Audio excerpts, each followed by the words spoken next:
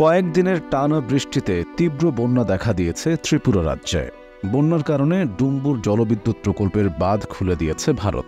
এর ফলে তীব্র গতিতে পানি ঢুকছে বাংলাদেশে।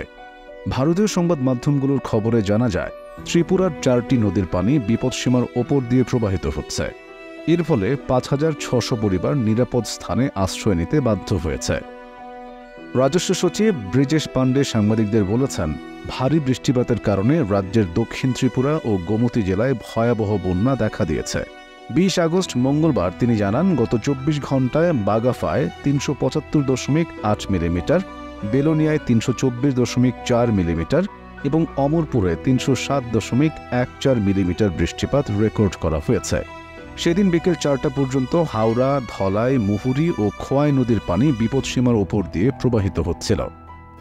ত্রিপুরার ভেতর দিয়ে প্রবাহিত হয়ে হাওড়া নদী বাংলাদেশের ব্রাহ্মণবাড়িয়া জেলায়, ধলাই নদী মৌলভীবাজারে, মুহুরী নদী ফেনী জেলায় এবং খোয়াই নদী সিলেটে প্রবেশ করেছে। খোয়াইয়ের জেলা ম্যাজিস্ট্রেট চাঁদনী চন্দ্রন জানিয়েছেন, খোয়াই নদীর পানি বিপদসীমা অতিক্রম করায় জেলার 2টি মহকুমা মারাত্মকভাবে ক্ষতিগ্রস্ত হয়েছে।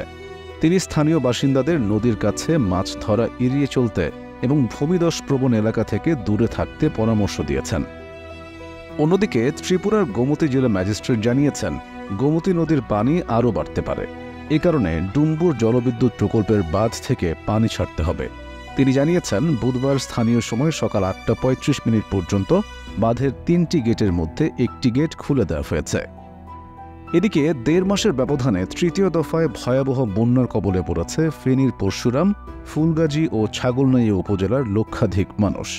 গত কয়েকদিনের ভারী বৃষ্টিপাত ও ভারতের ত্রিপুরার ডুম্বুর গেট খুলে দেওয়ায় উজানের পানিতে মুহুরী, কহুয়া ও সিলোনিয়া নদীর বন্যা নিয়ন্ত্রণ বাঁধের 17টি ভাঙন অংশে পানি প্রবেশ করে প্লাবিত হয়েছে শতাধিক গ্রাম।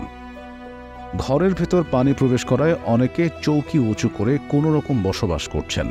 পানিতে তলিয়ে যাওয়ায় ফেনী পরশুরাম আঞ্চলিক সড়ক এবং উপজেলার অভ্যন্তরীণ সড়কে বন্ধ রয়েছে যান চলাচল। লাইন ক্ষতিগ্রস্ত হওয়ায় বিচ্ছিন্ন রয়েছে বিদ্যুৎ সংযোগ। এছাড়া পানিবন্দী হয়ে পড়া লক্ষাধিক মানুষ রয়েছেন চরম দুর্ভোগে।